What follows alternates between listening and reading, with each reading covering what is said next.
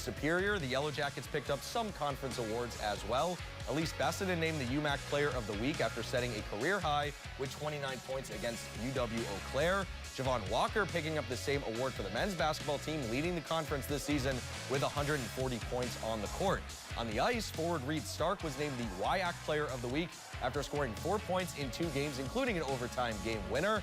And Cora Coase picking up the Player of the Week honors as well for the women's hockey team, scoring both goals for the Jackets in their victory over Eau Claire. Congrats to all 4 of these amazing Yellow Jacket student athletes. And still to come, it's Taylor